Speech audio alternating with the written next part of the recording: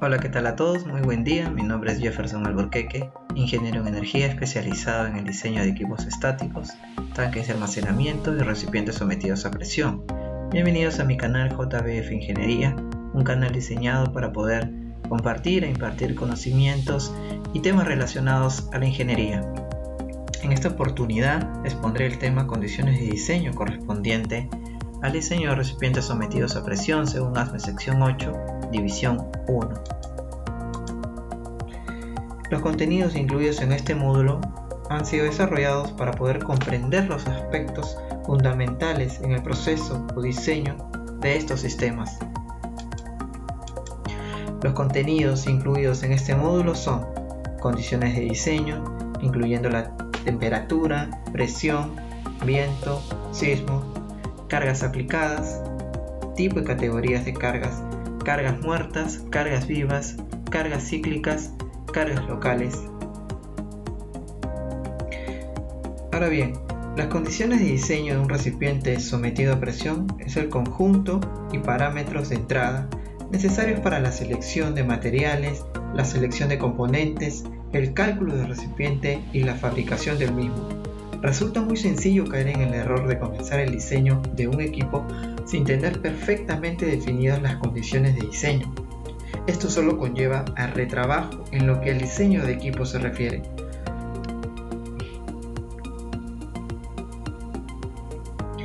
La presión y la temperatura son solo un par de las condiciones de diseño que se debe tomar en consideración.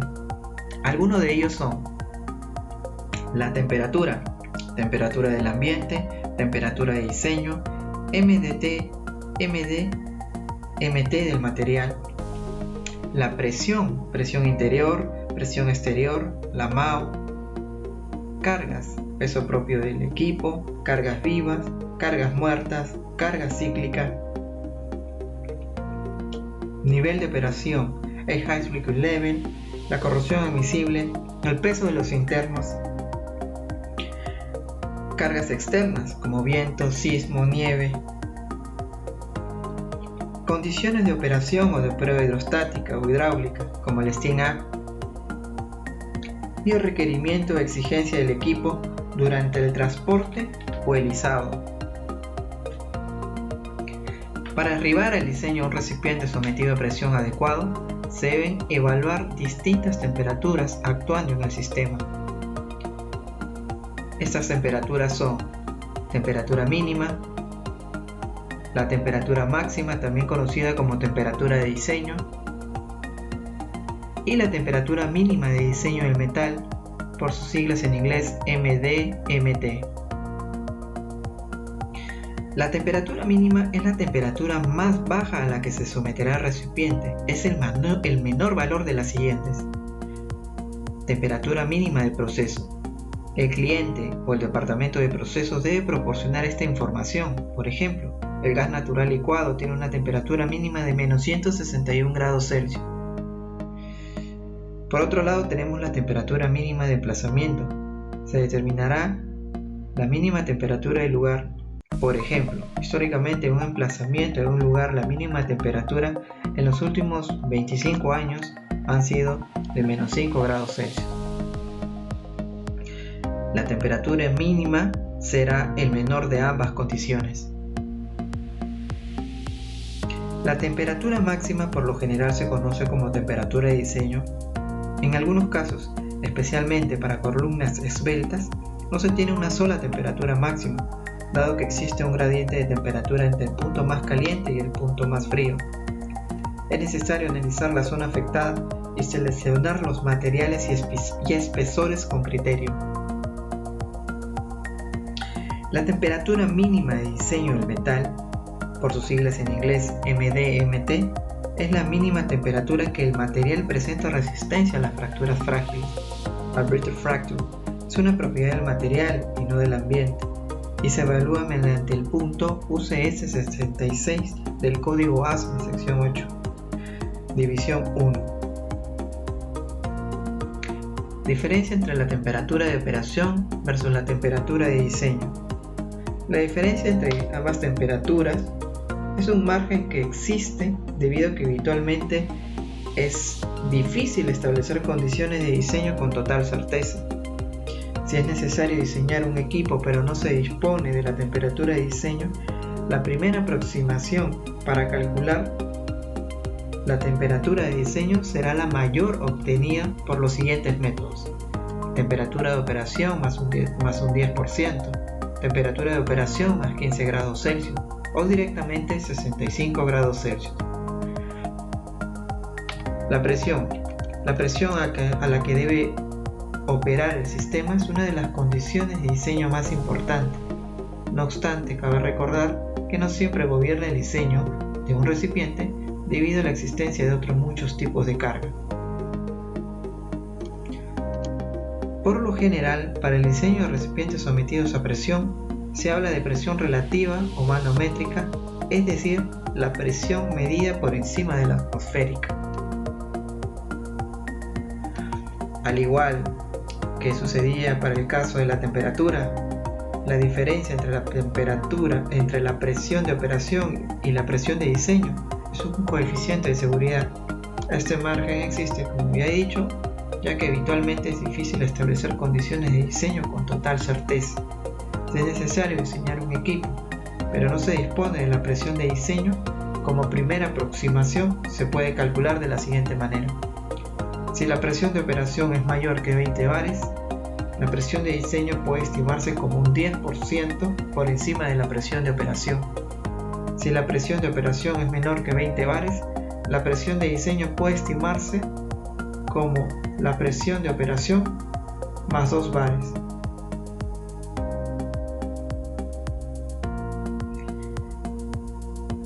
Al determinarse la presión de diseño interior, debe tomarse en consideración la presión hidrostática debido a la columna del fluido, sobre todo cuando el nivel de líquido es alto, como por ejemplo en recipientes verticales.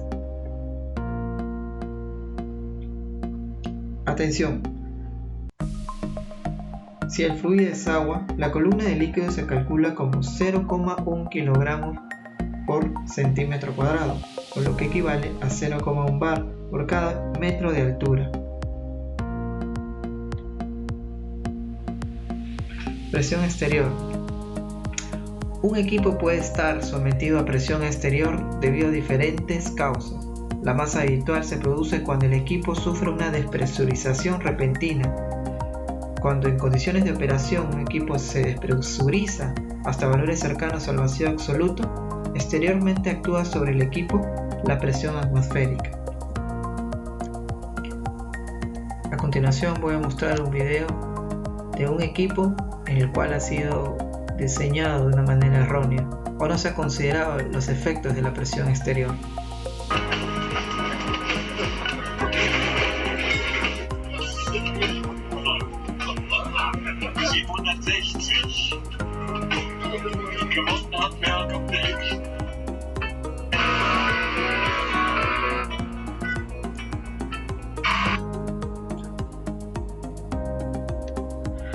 Ahora hablemos de la MAO. ¿Qué es la MAO? Es la máxima presión de trabajo continuo para la cual se garantiza que el equipo no se deforma plásticamente.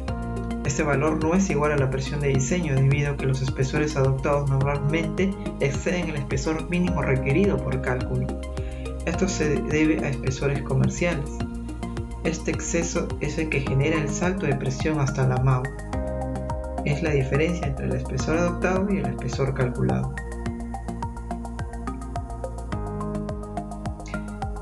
Prueba hidrostática, también conocida comúnmente como prueba hidráulica.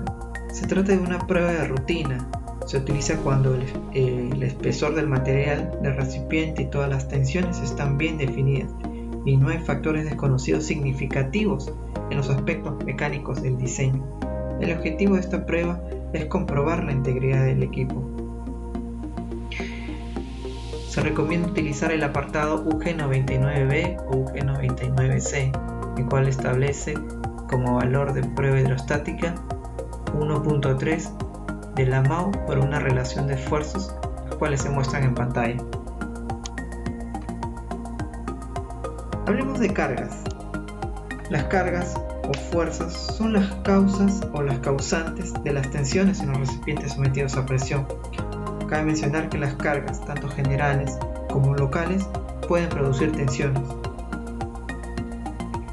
Existen evidentemente distintos tipos de carga que generan tensiones en un recipiente sometido a presión. Cabe mencionar que las cargas tanto generales como locales, como indiqué, pueden producir tensiones. Existen cargas por presión, existen cargas permanentes, cargas vivas, cargas locales, cargas cíclicas. Estas tensiones son aditivas y definen el estado general de estrés del recipiente o del componente a analizar. Las tensiones de cargas locales se deben agregar a las tensiones de cargas generales. Estas tensiones combinadas se deben comparar con el esfuerzo admisible del material.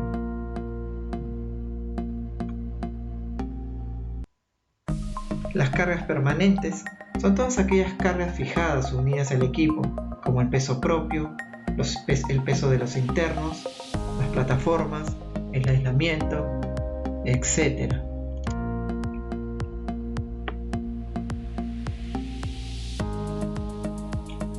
Por su parte, las cargas temporales son las cargas ocasionadas por las dilataciones térmicas en las tuberías y por las cargas de personas y maquinarias en plataformas. Las especificaciones de clientes muchas veces indican que para plataformas se debe considerar una carga viva de 500 kg por metro cuadrado para mantenimiento. Ahora, ¿se deben cargar todas las plataformas con este peso? La respuesta lógicamente es no. Lo que se indica en este punto es que cuando se realice el mantenimiento se pueda llegar a cargar una plataforma a la vez con este peso.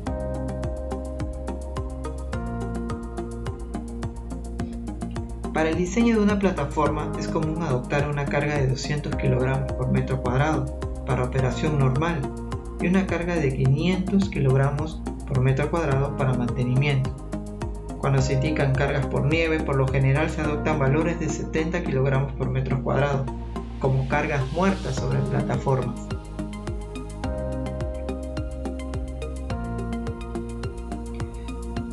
En el caso de tuberías existen numerosas publicaciones que nos dan valores de cargas en toberas o en boquillas para casos generales, según se muestra en pantalla. Estamos hablando lógicamente de cargas temporales.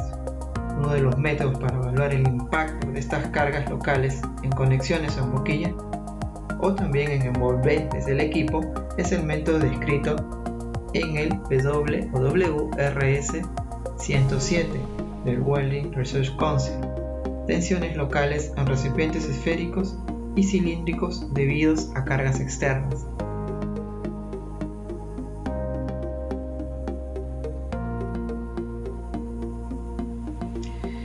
Otro de los elementos que introduce cargas en el recipiente es el nivel de líquido. En la mayoría de los casos, el nivel de operación del líquido no gobierna el diseño. No obstante, especialmente para recipientes horizontales de grandes dimensiones y recipientes verticales con niveles de operación muy elevados, se deben considerar estas cargas ocasionales por el nivel de líquido. Resulta fundamental considerar no solo el nivel de líquido en operación, sino también el nivel máximo esperado, o más conocido como el High Liquid Level. Gracias por ver el video. Si te gustó el video, puedes darle like y en suscribirte. De esta manera me indicarás que quieres que suba más contenido con respecto al tema. Cualquier duda o sugerencia, hacémela llegar en los comentarios. Si quieres alguna información adicional como hojas de cálculo, hojas Excel o algún documento, dejaré mi correo y podamos ponernos de acuerdo.